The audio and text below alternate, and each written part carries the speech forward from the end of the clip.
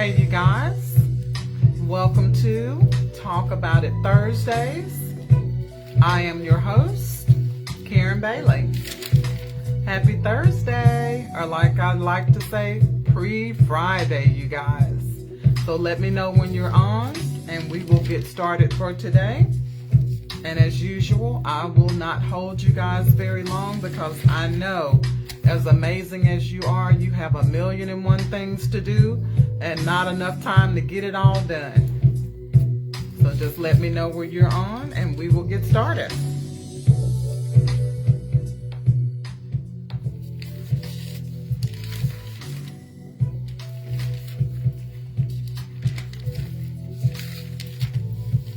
You guys, we are less than 2 months away from the end of 2023, so we are about to embark, if the Lord says the same, on 2024. And so my focus for this last 2 months is going to be on just seeing where you are, see how far you've come on your journey for 2023. You know, we talked about some things we wanted to see different about ourselves, about our lives, how we wanted to grow and stretch ourselves. So we're going to take inventory and just see if we've done just what we said. You know, 2024, I'm going to be speaking, if the Lord say the same, about just being a person of your word, about not letting yourself down. Hey, Michael. About not letting yourself down. You know, it's a lot of times people will tell you things, that they will do things for you and they'll be there for you. But we have got to learn not to put so much faith in other people. You know, God gives us everything that we need from the moment that we're born. We just need to tap into it. You know, it's great to have support, but even if you don't, you have got to believe in yourself. Hey, Kinsley. You guys, we're going to go ahead and get started. Last week, our topic was I'm surrounded. We were talking about the kind of people that you surround yourself with, you know, and how that makes a difference, how that changes your life, how that sets the tone for what you do and your behavior. You have to be careful about what you allow to surround you. And especially when you're growing and when you're trying to be better, sometimes you can't still hang around that old stuff and still try to change and still try to grow. Because it's just like weeds sometimes, you know, when you're trying to stretch out, when a flower's trying to stretch out, if it's surrounded by weeds, those weeds are going to try to hold it back. Those weeds are going to try to choke it out because it doesn't want it to go anywhere. It's feeding off of that flower. And then some people feed off of you. And when you're gone, they don't have anybody else to kind of sponge off of or kind of latch onto, and they'll have to stand on their own. So a lot of times that's why other people don't want to see you grow, because they like you where you are, because they get a benefit out of it. So today, you guys, we want to talk about the topic of I'm downloading.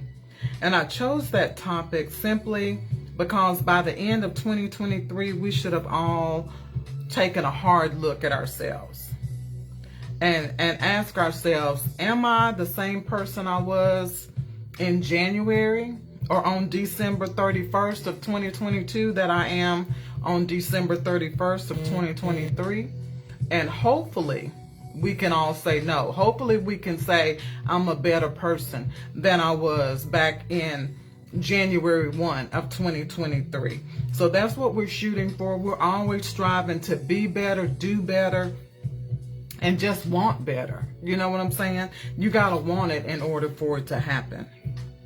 So all of us are in the process of becoming the man or the woman that we're supposed to be. We're always downloading. We're always getting new information. We're always changing and doing things a little bit different. Just trying to be better than the man or the woman was yesterday. And so we're all in unfinished work.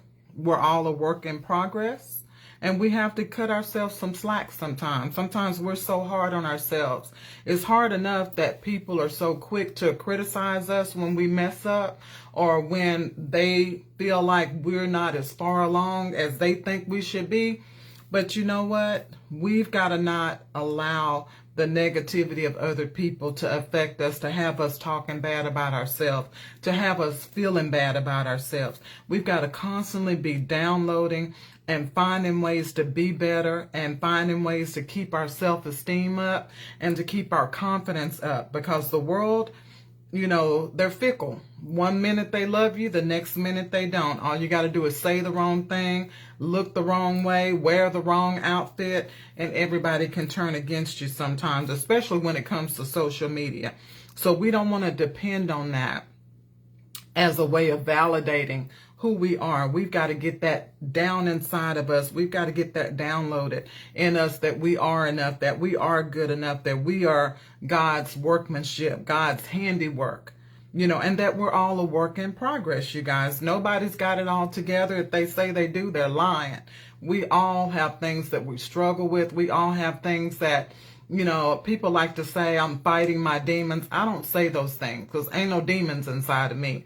I may be fighting old behaviors or fighting, you know, resisting this or resisting that or, you know, bad habits. But I refuse to be one of those people that say, oh, I'm fighting my demon. You know, if you're entertaining demons like that, that's on you.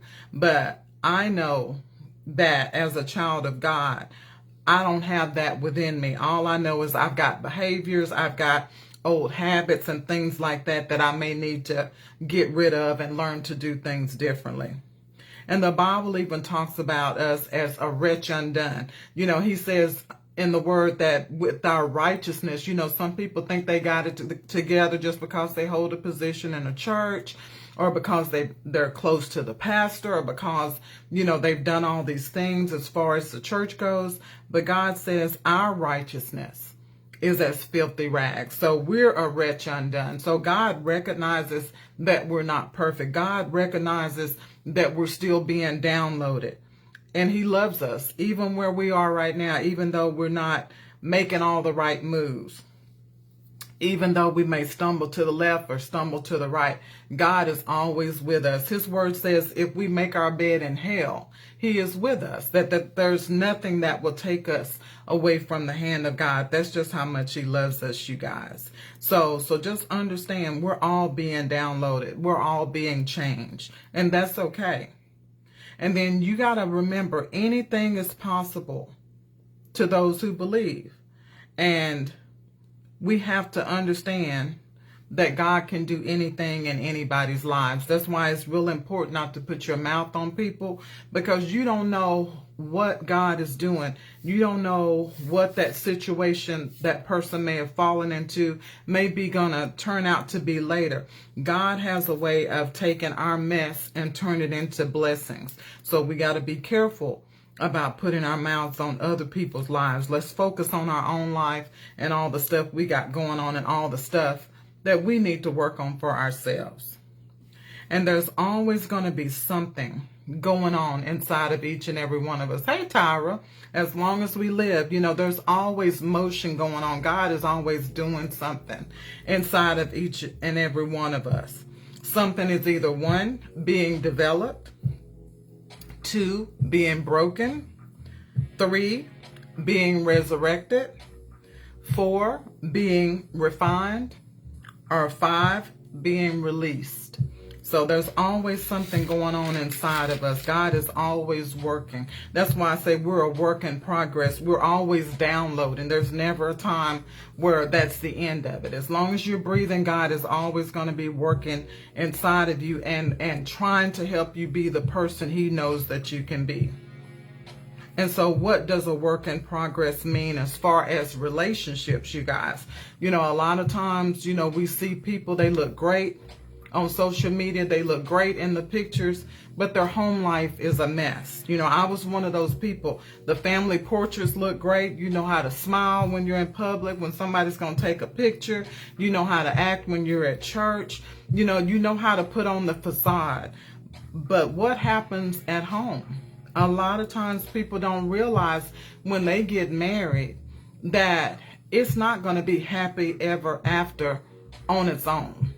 Love will only take you so far. Lust will only take you so far. Lust has an expiration date on it anyway. And just understand, when you don't have the right kind of love for one another, that love is not going to last you very long either. So to be a work in progress as far as a relationship, a successful relationship is going to require some work. It's going to require work from two people. One person cannot make a relationship work. I tried it, and I'm here to tell y'all it's going to be a lot of tears. It's going to be a lot of pain, going to be a lot of sadness, going to be some depression. When one person is trying and the other one doesn't care or doesn't think they have a reason to try or doesn't think there's anything wrong and is unwilling, then that relationship more than likely is not going to be a success. It takes two people, like I say, to make it go right, and it takes two people to make it go wrong. And ultimately, a successful relationship requires 4 things, you guys. 1, where both partners feel loved. There is nothing like being in a relationship, and I know I got a witness out there, where you're the only one that's trying to show love, and you feel like you're lonely, even though you're in a committed relationship. That is the worst feeling in the world, to not have affection and not have somebody show you love, and you're in a committed relationship with them. Success is only when both partners feel loved. Number 2, when both partners feel supported. That's another thing that tears people apart, is when you don't feel like the person that you're with even believes in you. You don't feel like the person that you're with thinks that you're much of anything, because they can't even cheer you on or won't even cheer you on and don't have a kind word for you. You know, you have to support one another. That's what you signed up for, because sometimes it's just you and that person against the whole world, you know, depending on what decisions you guys make. Everybody's not always going to agree with the decisions that you make. So where both partners feel supported, that relationship has a much better chance of surviving. Number 3, where both partners feel able to communicate their needs. When you're able to openly and honestly communicate your needs with the person you're committed to, that is an intimacy that will keep a lot of things from coming into your relationship. A lot of people seek outside people, and I'm a witness to this, outside people, because they can no longer talk to the person they're committed to, or they can no longer share things with the person they're committed to. They can't be honest with the person they're committed to. And the enemy knows how to send that person into your life that will listen to you, that will be supportive to you, that will, you know, be that ear that you wish your partner would be. Guys too. You know, they'll send that woman that caters to you, that woman that thinks you have set the sun and the moon, that flatters you, all that stuff that your partner is no longer doing. So you have to be willing to be that for one another, or you shouldn't get married, because you open the door for the enemy when you don't show love, when you don't show support, and when you don't communicate. You literally might as well leave your front door open for the enemy to send somebody in, because eventually somebody is going to step out on the relationship because their needs are not being met.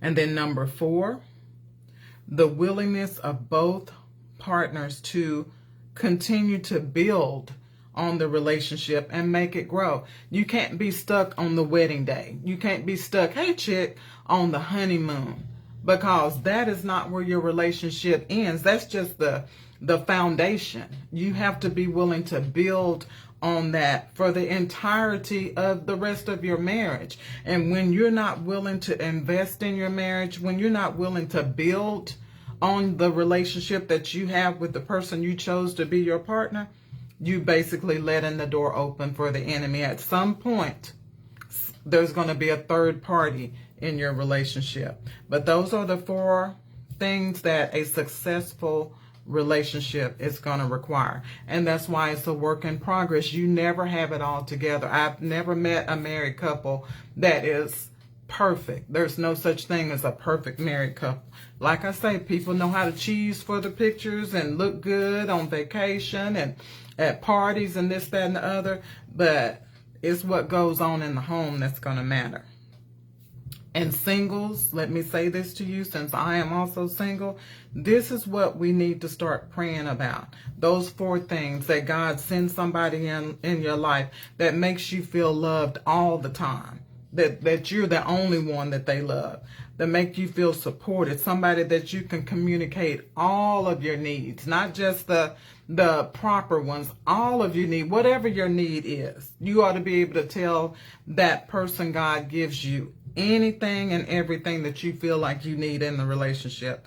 And God sends somebody that's willing to be a partner and continue to build on the relationship and make it grow. Those are the things we need to be praying for, not so much as to how they look, how much money they make. All of those things are going to fade, and money will only get you so far. So we need to learn to be specific if we want to have a successful relationship, you guys. And so don't be afraid to be yourself and to go after what you want. You know, we're all a work in progress. We're all downloading all the time, but sometimes we stifle ourselves because we'll have an unction to step out and do something different. And we simply, because it's something new, we get afraid. And fear is not going to get you anywhere. So don't be afraid to be yourself. If you feel an unction, if that feels like it's for you, go for it. Don't worry about what people think about it. Don't worry about what they say, because people are always going to talk about you, you guys. No matter what you do, how you do it, somebody's always going to have a problem with you. It's got to be that way. We all need that antagonist sometimes, because sometimes that's what we need to push us to keep going and to be great. So don't despise that person that's always got something to say. Use them as your motivator, okay? Life is always changing, ever changing, and so are we.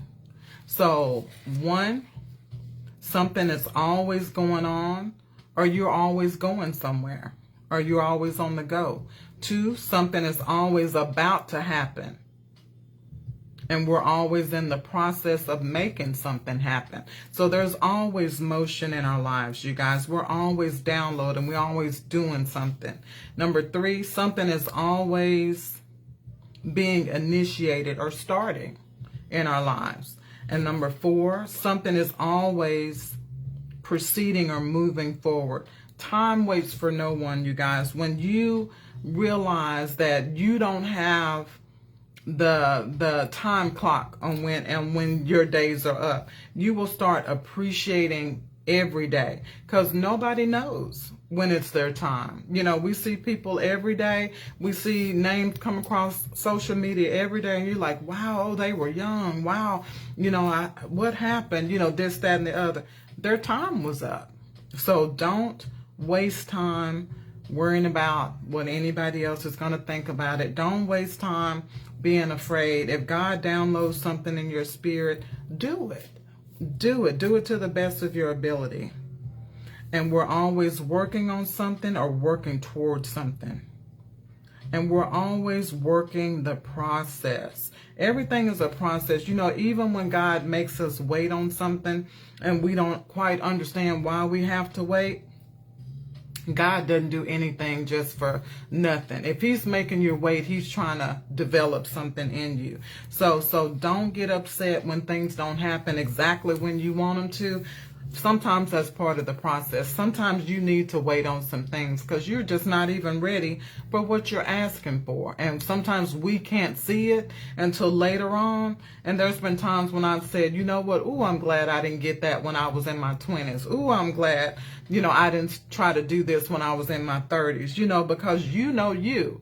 And a lot of times we think that we're ready and God has to slow us down and he makes us work the process even when we have to wait. Okay? And in order to mature and grow and evolve, you need to always be downloading. You need to always be learning. You need to always be changing. Always be wanting for something better.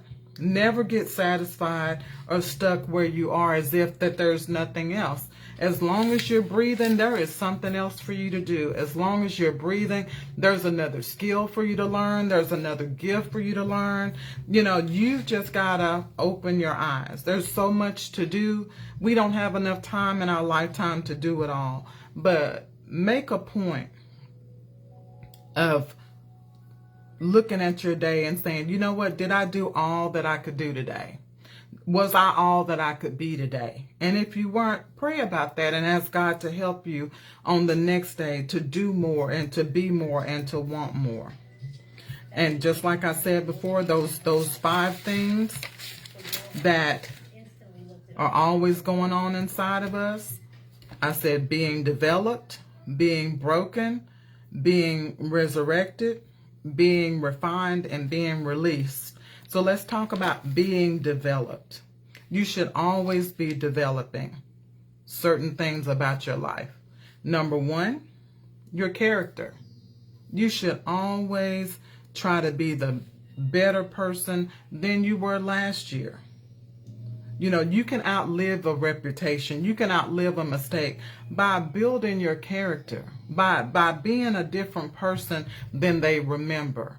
A lot of times people try to hold you to your past, but they can't hold you to it if they see that your character's changed. They can't hold you to it if you're walking different, if you're talking different, if they see God's glory on you. They can't hold you to those negative things that they remember from your past. So don't ever think, oh, well, I've done too much. Oh, well, that's what they remember me for. Let them see the new you.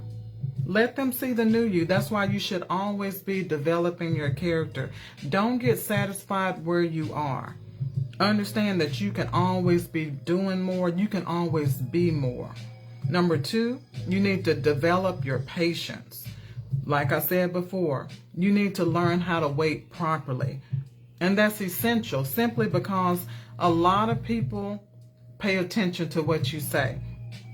You have to be careful not to fall in with the complainers. A lot of times, people are admiring you and you don't even know it. And it takes one bad episode where other people are complaining and you jump right in and you just change their whole perspective of who you were, because they thought so highly of you, and then you just join right in with the murmurs and the complainers. Understand, that doesn't get you anywhere. You have to be held to a higher level. You have to learn to wait and be patient with grace, because waiting, like I said before, is a process. And if you trust God, then you'll trust the process and you'll trust God's timing. So understand, somebody's always watching you. They're seeing how you react to things.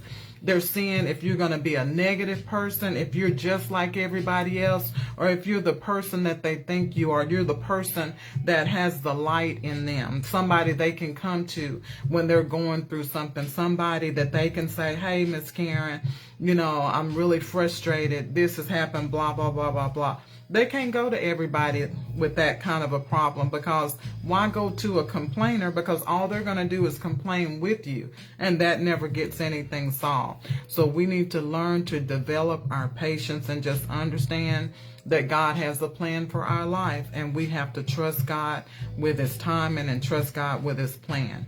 Number 3, we should always be developing, this goes along with patience, our area of influence. Understand, we all have an audience of some kind, whether we want it or not. And it's up to us to decide what we want to model in front of people. And we want to be real about it. We don't want to be faking and shaking like a lot of these people out here acting like nothing bothers them. It's fine for something to bother you. It's fine for you to get upset. But do it with grace. Do it the right way. Don't do it as if somebody that doesn't know the Lord. When you get upset about something, compose yourself. Handle it the right way.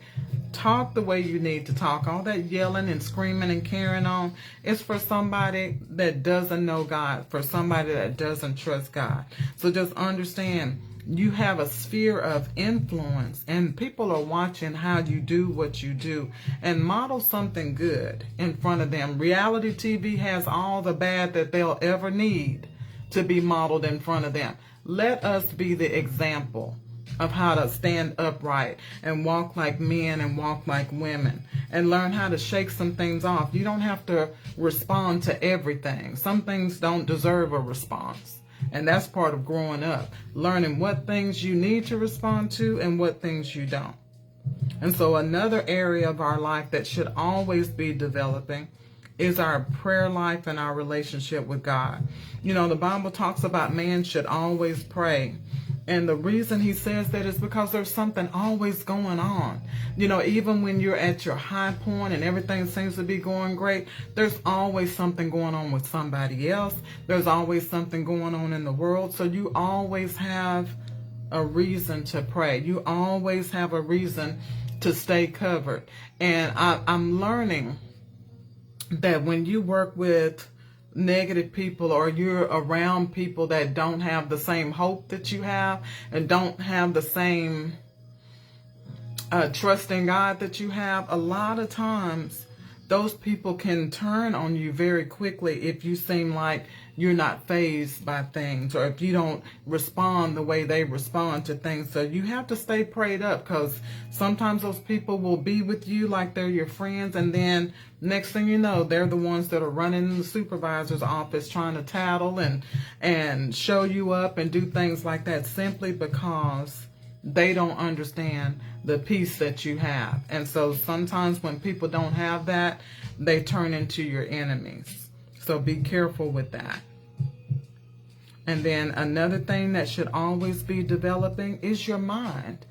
Get off social media, pick up a book, listen to some podcasts, learn something you've never learned before. Get excited about something new, something that everybody else is not doing. Expand your mind, develop your mind, do something that seems like it's hard, just to see if you can do it. Challenge yourself. You don't have to compete with anybody else. Compete with who you were on January 1st, 2023. That's my competition. That's the girl I'm racing against, is the person that I was on January 1st, 2023. She is my competition. I've got to outdo her before January 2024. That's how I'm living my life, because I need to be a different person every year. I need to be a person that has learned new things, something else I can check off the list. I need to check that off the list. Make a list of things you've always wanted to do and check that stuff off. Like I say, none of us knows our own clock out day, clock out time. So you better get as much done as you can while you can enjoy it. So develop your mind. Be willing to listen to other people. Learn a different culture. You know, learn a different language. You know, do something different that literally is something that maybe nobody else is doing. Expand your mind. And then you should always be developing in wisdom. The way I'm learning to gain wisdom is so simple. Learn to do less talking and more listening. When you literally listen, you learn so much that you don't catch when you're running your mouth. If you will just listen, hey Johnny, if you would just do less talking and more listening, you will understand people a whole lot better. And you have to learn how to humble yourself and recognize that you don't have all the answers and that you're not always right. And when you can get that in your mind, you are developing wisdom. When you're understanding that, you know what, maybe I need to be quiet on this thing so I can really understand what's going on. Because sometimes we're so quick to defend ourselves and jump into stuff with half information, and we end up looking foolish, you guys. So we have got to be developing our wisdom so that we're not that same person that we were last year. Case in point, you know, I was talking to one of my patients, and they're older, but they ended up in an altercation with another older person, and I was just so disappointed, because I'm like, when do you get to the point in your life when you're too old for that stuff? You know, what was it that couldn't be worked out by a conversation? You know, so sometimes wisdom doesn't come with age. You got to want wisdom. You got to ask God for it. because I know some people that are old and foolish and ignorant, and I don't want that to be my story. I ask God for wisdom. I want to be smarter than I was in January, when January 2024 rolls around. I want to say I developed something new. Something new is happening inside of me. Something new is happening with my mind and the way I think and the way I act and the way I speak. I want to do something new in my life. So that's why you need to compete with yourself. And the second area that is always happening is you're always, or should always, allow God to break you when he needs to. Because God needs to break some things off of us. Some of us, we are so set in our ways. Some of us have been downloaded with negative, bad behavior just from our upbringing, from the friends that we've hung around for 20, 30 years, from the places that we've gone 20, 30 years. You know, that stuff leaves a residue. We talked about that before, about how everything in your life leaves something on you. And so sometimes God has to break things off of you, and you should always allow God to remove whatever he needs to remove from your life, because he's going to remove it. He's not going to hurt you. He just wants you to be the best that you can be. So you should always allow yourself to be broken by God.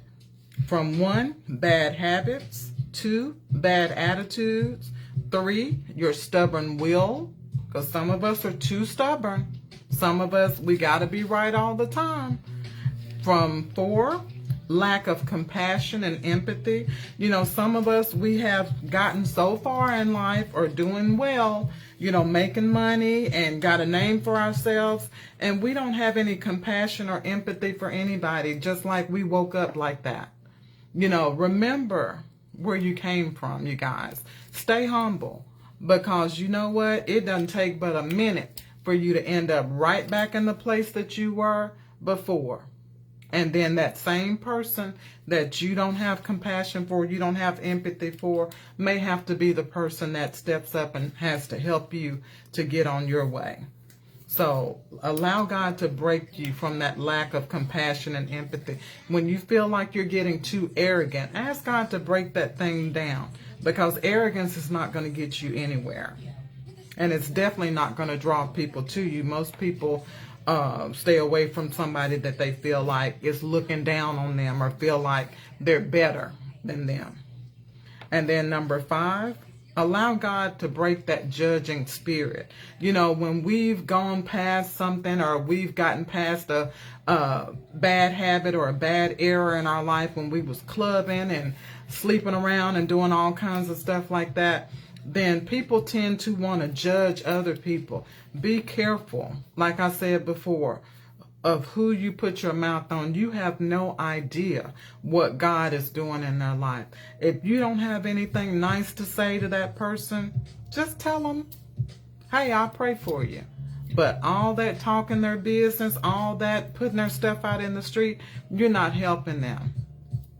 You're not helping them. Do something to help them. If you don't have a kind word or encouragement for them, keep it to yourself. Keep it to yourself. So ask God to break you if you're always talking about people and gossiping about people and judging people as if you never made a mistake.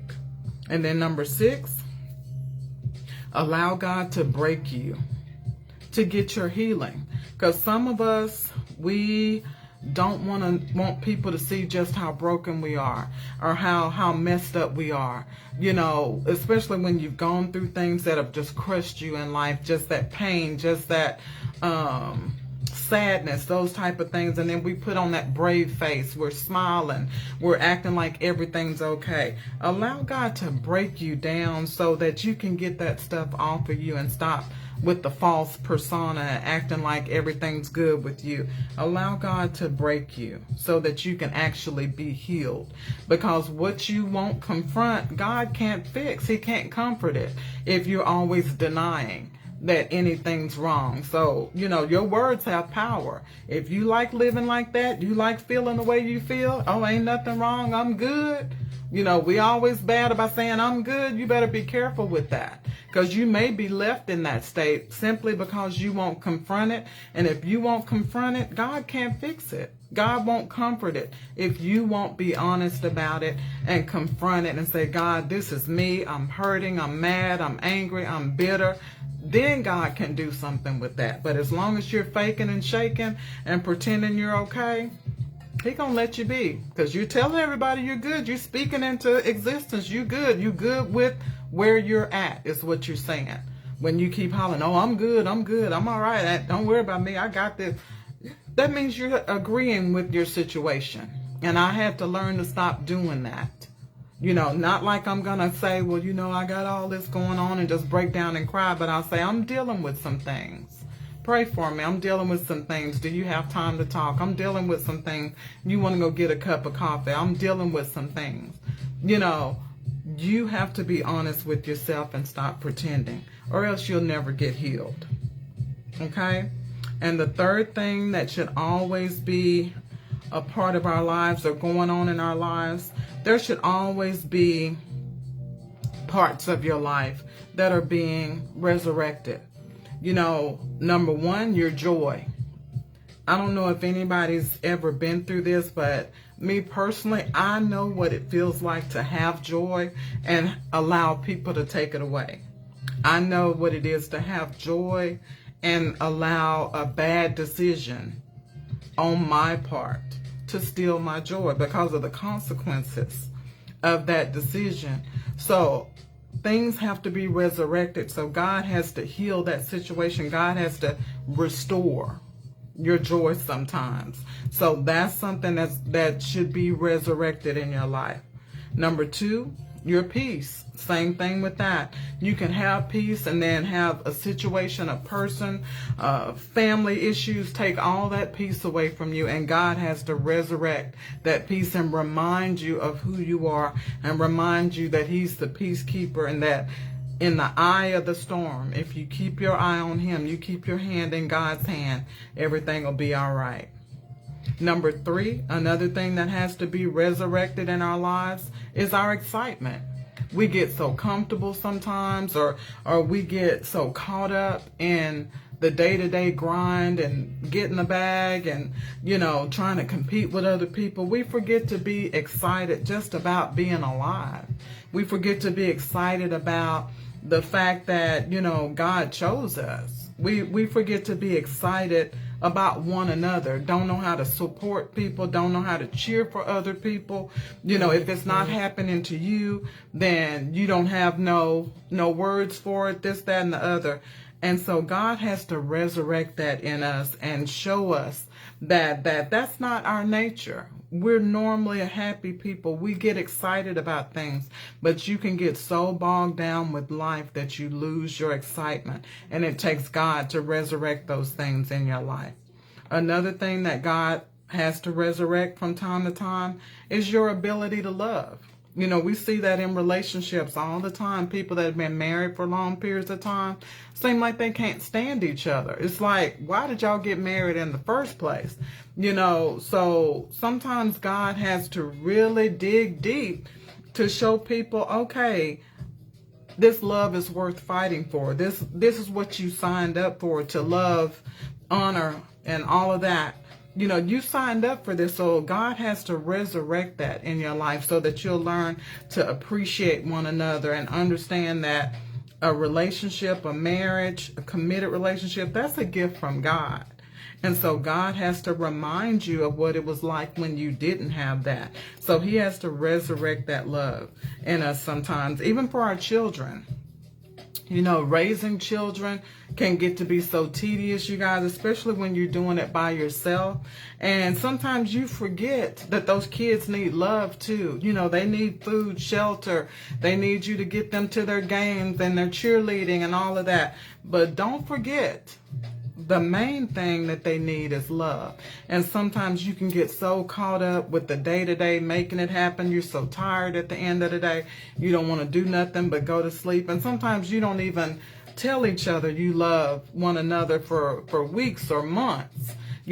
God has to resurrect that. And sometimes he has to let something bad happen to make you appreciate that person that you've been neglecting and that you haven't been showing that you love them. Number 5, God has to resurrect our passion. Sometimes we don't get passionate enough about things, and sometimes there are things in our past that we were so good at. We used to get so excited we did it better than anybody else, and then we let life come in and just snatch that away from us. And then sometimes later in life, after we've raised our kids, after we not working as hard as we used to, then God gives us that passion back, and sometimes in the same way, and sometimes that passion comes back in a different way. But God has to resurrect our passion because we get so distracted by the world and all that it takes to try to make it, pay bills, pay mortgage, go to work. Sometimes we get lost in the rat race, you guys, and we forget that life is really meant to be enjoyed. We're supposed to be excited. We're supposed to be smiling and happy and looking forward to things. And sometimes we become like robots. It's just the day-to-day. Go to bed at a certain time, get up a certain time, do the same thing this day, go to bed, get up and do the same thing over and over again. And we lose our passion, our excitement, our joy for things. And then in number 6, sometimes God has to resurrect our gifts. God has gifted all of us with something. And a lot of times people were using their gifts at one time. They got discouraged. People talked bad about them, or people let them down. People didn't support them. God has to resurrect those gifts in us sometimes. Or sometimes you just get lazy. God has gifted you to be able to do a certain thing, and as long as somebody else is doing, you won't even get involved with it. But deep down inside that God has put that in you. You just do it with no effort. You just do it just like you were born to do it. But then you sit back on it. You hold back. Sometimes we hold back on our gifts because of the sin in our lives. We feel like we're not worthy to do certain things, that we know God has gifted us to do. So God has to resurrect us and remind us that nobody's perfect, and God, he doesn't expect us to be Jesus. Jesus was the example, but we can't be him. We can't do everything the way Jesus did it. And God knows that. And so he has to resurrect our passion to want to use our gifts that we know God has given us. And sometimes it's years and decades before we start operating in our gifts again. But the thing about that is you don't want to die sitting on your gift, knowing that you were good at something and you just let it go, knowing that you could do something like nobody else and you just gave up, because you're going to regret that later on in life. And another thing that needs to be resurrected is our prayer life. We get distracted, you guys. We're tired. We don't feel like praying. We don't feel like studying. We don't feel like doing this, doing that. But you have to make things in your life a priority that are going to sustain you. And your prayer is going to sustain you. Your relationship with God is going to sustain you. That money, that job, when that stuff runs out, God is still going to be there for you. We can't say that about those other things, those material things. So we need to make our prayer life and our relationship with God a priority. And the way God resurrects that sometimes is to let a tragedy happen in your life, and then you'll start calling on him, then you'll start praying, then you'll start getting back in his word. So sometimes he has to resurrect that in you by letting something negative happen in your life, but you don't want it to get to that. And so the next thing that's always happening in your life is that there are areas of your character that are always being refined, or should be always being refined. Your skills, if you know how to do something, as you continue to do your skill or whatever you're doing, you should get better each year. You shouldn't stay on the same level. Whatever skill you have, you should be getting better. You should be studying on how to do it even better every year. You should not stay the same. God's people excel. We don't do the mediocre stuff. We need to always be trying to improve on everything that we know how to do. Number 2, your walk. Our walk needs to be refined. Sometimes we slip back in that old behavior, try to hang with them old friends, try to slip and dip and do some of the stuff that they do. And we know that's not us anymore. We know we've outgrown that, but we're trying to fit in. And so God is trying to refine our character to let us know it's okay to not want to do some of those old things. It's okay to walk by yourself. And that's a lot of what people's issues are. They want to do things with other people, but they don't know how to walk by themselves. And until you know how to walk by yourself, you won't even know what people you need around you.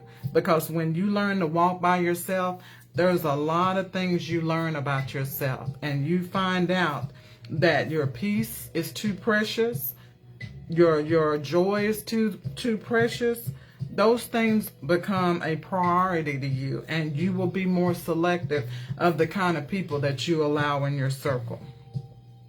Another thing that should be getting refined about your character is the way you talk. You shouldn't still be talking the same way you were talking years ago. You should have developed. You should have grown. Your language should be different. You should have some different goals than you had 5 years ago. You ought to always be evolving. Number 4, another thing that should be refined is how we love people, how we love ourselves. Hey, William, those things should be getting better over time. You know, as we mature, we talked about adulting ain't for sissies a while back. You know, as we get older, we ought to learn how to love different.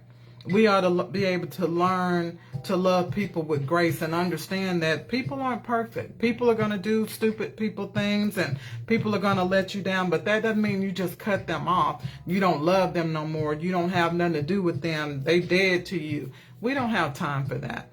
When you're really being refined by God, God will teach you how to love people, and He'll also show you that there are some people that you can't love up close.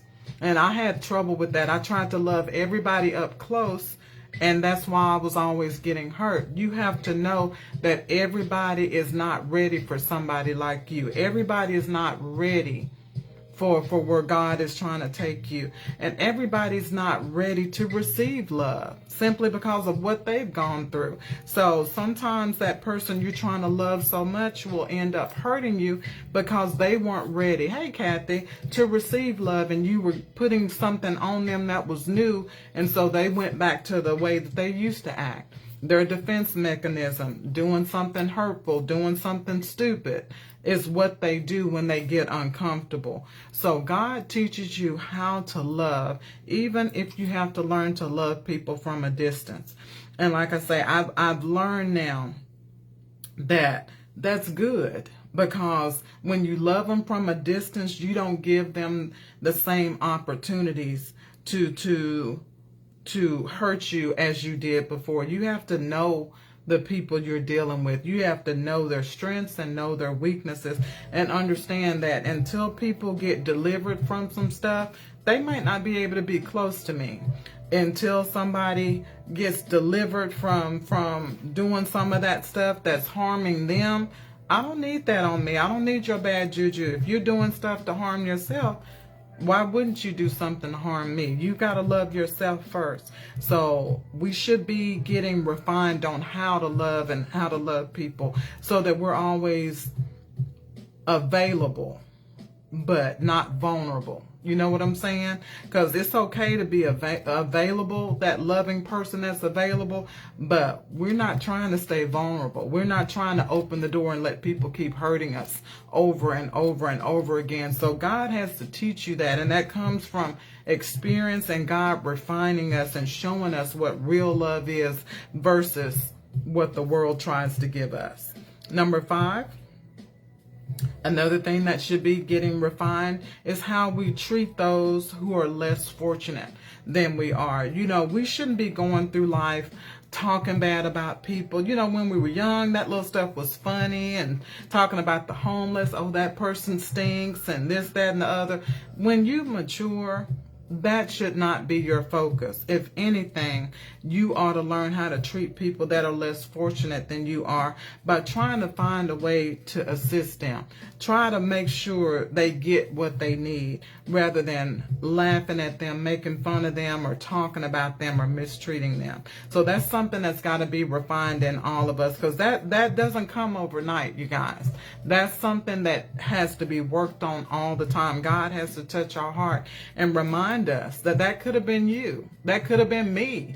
One circumstance away from that being me. So you have to stay humble and realize that you're blessed, and that by the grace of God, you are not in the situation of that person that's less fortunate than you are. Number 6, another thing that needs to be refined and be refining all the time is how you treat yourself. I talk about self-care a lot simply because that was a weakness for me. I did not know how to take care of myself. I was always taking care of everybody else. I was always trying to make, who I was in a relationship happy. I didn't understand that I needed things too, that I needed healing too. And so therefore, as we move forward in life, as we're evolving, you have to allow God to refine how you treat yourself. And I'm not talking about just going out and blowing a bunch of money on yourself and this, that, and the other, and showing off and Facebooking and letting everybody see you all over the world. Hey, Pam, I'm talking about how you talk about yourself, how you love yourself, what you do for you to make sure you're all right. That's what I'm talking about when I talk about self-care, because I understand everybody don't have a lot of money to hop on planes and do this and that and go on shopping sprees. It ain't even about all that. It's about taking the time, whatever time you need, whether it's time to meditate, hey Christy, whether it's time to go for a long walk, whether it's time to, just get away from everybody and just breathe and go for a long drive, whatever it takes to make sure that you're all right. That is being refined, because the more you learn about God, the more you walk by yourself and start understanding yourself.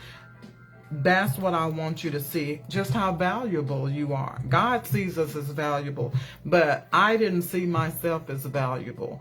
I couldn't understand how God saw me the way he saw me when I know me, but God sees further down the road than you do. And he understands that we're human, that we're going to make mistakes, that we're going to veer off the path from time to time. So how you treat yourself, what you're saying to yourself, what you feel about yourself, it's so easy, in this world of icons and surgeries, all this plastic surgery and stuff, to make ordinary women feel like they're not good enough. And as hard as you try to not judge yourself, you will find yourself judging yourself, comparing yourself with these people that have had all these tucks and lifts and removals and everything else. And we're human. We want to be our best self. We want to look our best. We want to do our best. But we have got to learn to love the skin that we're in and understand what's for them is for them, but what's for us is for us, and we're no less than just because we don't look like them. And that's hard, and that's something that has to be refined by God every day. That's something you have to remind yourself of every day, that you deserve to be loved. Just because you don't look like that, just because you don't have that body, that does not make you any less deserving of a good, loving relationship. And that was something I had to deal with within myself, because I would always blame myself, when things didn't work out. I always looked and put all the focus back on me. What was wrong with me? Why did this not work for me? This is working for everybody else, but, not working for me. And God had to show me, until you love yourself, that's not going to happen for you. And I had to accept the fact that I was part of the problem, because I didn't love myself enough to say no to some things, to put my foot down about some things, or else things would not have gotten as far out of hand as they did. So how you treat yourself, your self-care, should always be being refined by God. Number 7, This is a hard one, y'all.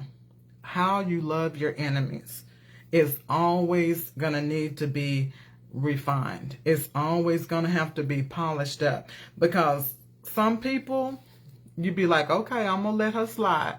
But then there are some people that get up under your last blankety, blankety, blankety, blank if she say one more thing. If I'm to be honest with y'all, it's just certain people that if she say one more thing, it's going to be me and her. God has to constantly refine that. Some people know how to get up under your skin. That's their assignment, to upset your peace. It's their assignment to lie on you. It's their assignment to try to make you look bad. So you have to constantly be focusing on being refined and how to love your enemies instead of falling into the trap. Because it's a trap. If they can get you to act out of character, you have fallen in the trap. If they can get you all worked up and upset and listening to what they're saying, you have fallen into a trap. So God is constantly refining how we have to love our enemies. Because love and enemies, to me, never went in the same sentence. But as I'm growing, as I'm learning that enemies even have a purpose in your life, then I'm learning now how to do better about when I see somebody that I know don't like me. And I've had other people say, how in the world can you walk up and hug her or speak to her and you know she don't like you? Because that's the God in me. That's why I can do that. They say, oh, I don't do all that faking and shaking. I'm not faking and shaking. I am trying to refine myself so that I can learn to love this person. So I won't end up hating this person and being bitter towards this person. So if that means I got to run up on them and hug them every time I see them or speak every time, because that's breaking something down in me, that flesh down in me. Every time I walk up and hug somebody that I know's been talking about me or that's done bad things to me in the past, this, that, and the other, it's making me better, because it's making me have to break down that flesh, because I don't want to do it.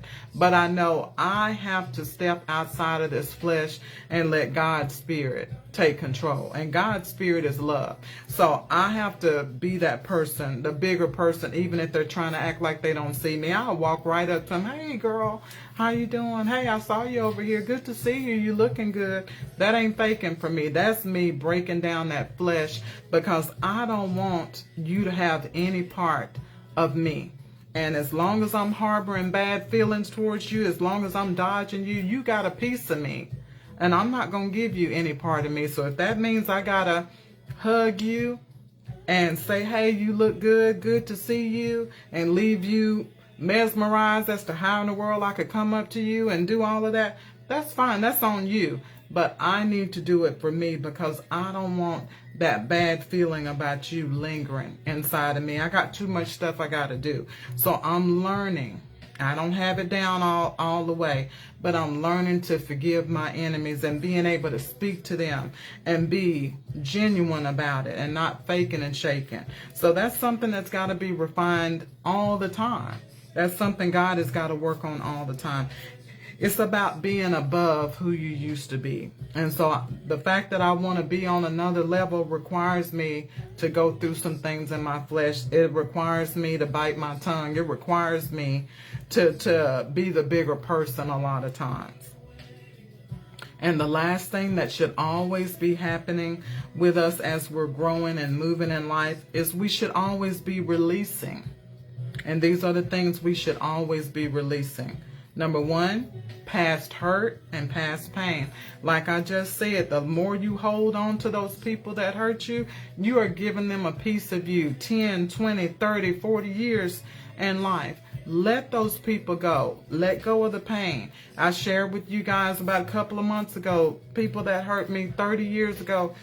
I reached out to those people. I told those people that I forgive them. I can now text with those people. I ask them how they're doing. We talk about how our lives are now. But all those years, I couldn't talk to them because they had me chained. And it was until I decided I wanted to be released. See, that's the thing. You have to decide that you want to be released from the pain, that you want to be released from the hurt. You got the keys. And we'll talk about that in another podcast, but you got the keys to that. You just got to humble yourself. And even if you got to cry before you make that phone call, even if you got to cry before you send that text message, forgive people. I'm telling you, it's worth it. It has changed my life, and I'm grateful for it. It was hard as heck to do. I'm not going to lie. But that's, again, wanting to be on another level. You got to do the hard stuff, you guys. You got to do the work. And the next thing you should always be releasing are those things that you haven't forgiven yourself for. Release that stuff. You did it. Own it. I was stupid. I'm not going to do that no more.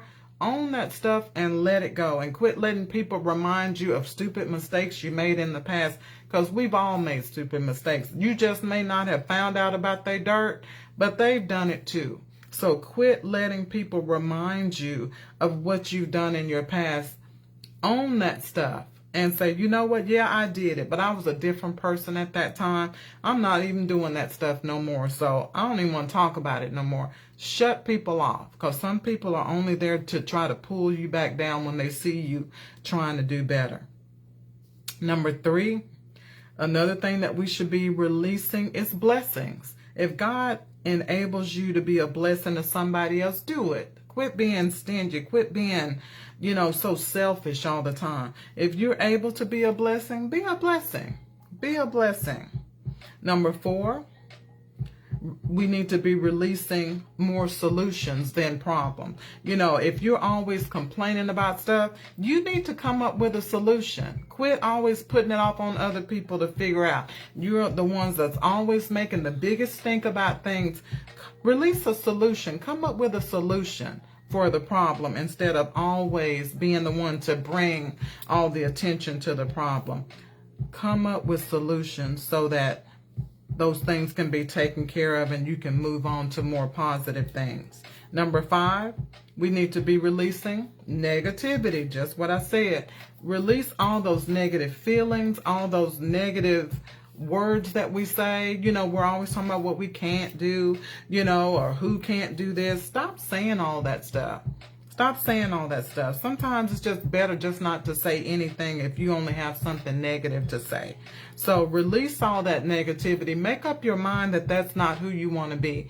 Because you know what? I don't care how pretty you are or how cute you think you are or how handsome you are. A negative person is so unattractive. At least for me. I can't stand negative people. I don't care how good they look. I'm not attracted to that. You're going to run me away because I don't want to hear all of that. I'm trying to make it from day to day. I need to keep my thoughts high. I don't need to be doing all this low-level thinking.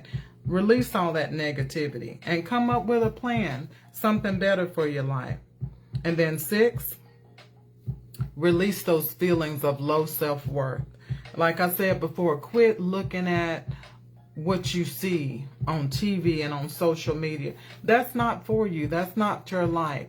I have to believe that God loves me just like I am because He knows how I am. And the fact that other people have their own criteria of what's beautiful or what looks good, this, that, and the other, that's their choice. But somebody is going to think that I'm worth it. So understand, if you don't feel good about yourself, how do you expect somebody else to recognize that you're a gem, that you're a diamond in the rough? You have to decide what you want to put out there. Because when you have low self-worth, you look like it, you walk like it, and you talk like it. So you have to release those feelings of low self-worth and just understand that you're as good as everybody else, that there's nobody better than you. And number 7, we need to release caring about what other people think, other people's opinion. Release that mess. A lot of times people have opinions on everything that you do, but none of them are helping you pay your bills. None of them are there for you when you need them to support you. It's just a lot of things they're not there for, but you make their opinions a priority.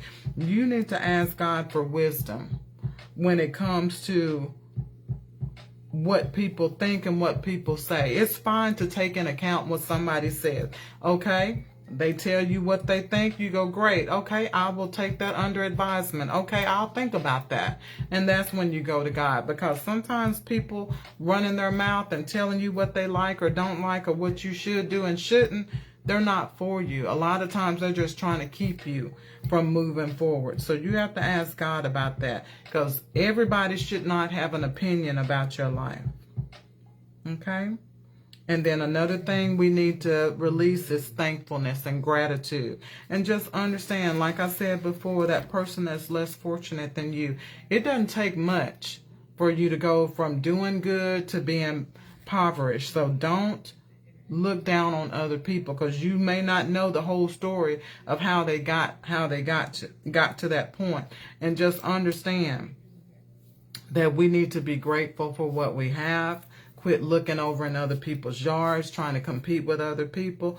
Be thankful for what you have. And to download means to just internalize and to upgrade, to move forward, and to be a better person.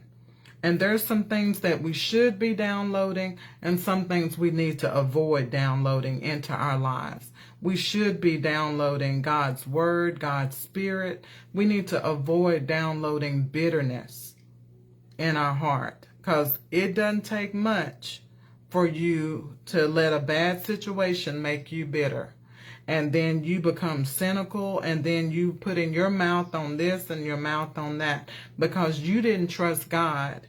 You can become bitter about a situation instead of understanding that God knows the end from the beginning. You should be downloading more confidence, because when you're not confident, or when you're feeling bad about yourself, when you're afraid to do things and you let time pass you by, you begin downloading resentment, because you resent people that are doing what you wish you could be doing, or what you could have done but you were too scared to do. So avoid downloading resentment. Another thing we need to be downloading is a greater love for ourselves and others. Because guess what? When you don't love people, even in relationship, you guys, I'll never understand how you can marry somebody and that spouse be jealous of you. How can you marry somebody or be in a committed relationship with somebody and be jealous and envious of that person? Because if they're better, that should make you better. If y'all are one, if y'all are in this thing together, if they're doing good, then that makes both of y'all do good.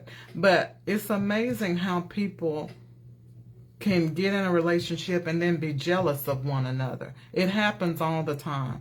So we need to download a greater love for one another and avoid downloading jealousy, envy, and strife. We need to download inner peace. Inner peace, you guys, because when you don't have inner peace, you're confrontational.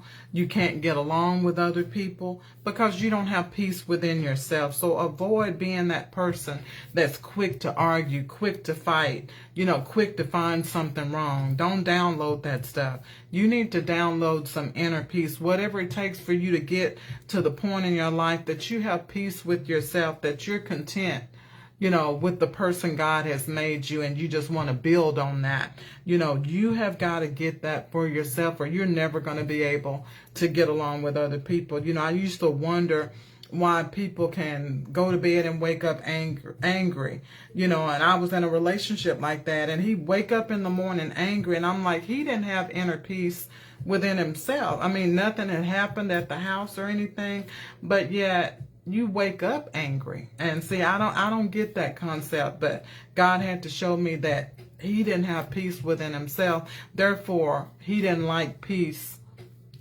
being around him, because he couldn't get rid of the turmoil inside of him and the lack of peace inside of him. But that was a choice. He could have done it, but he had to make the choice, to make the sacrifices to get some things right in his life. Anyway, our final thought is, as long as we live, we will always be downloading and learning new information. Use your time wisely. We all are a work in progress, you guys. Never stop developing. Never stop learning on the journey, because we're all trying to be better. But you have to be willing to continually download in order to get the best version of yourself that you can possibly be. You guys, it's wonderful to see y'all. Hey, Miss Christelle. And thank y'all for watching. Talk About It Thursdays. I'm downloading. You guys have a great weekend. Love you guys. And y'all stay safe. Bye.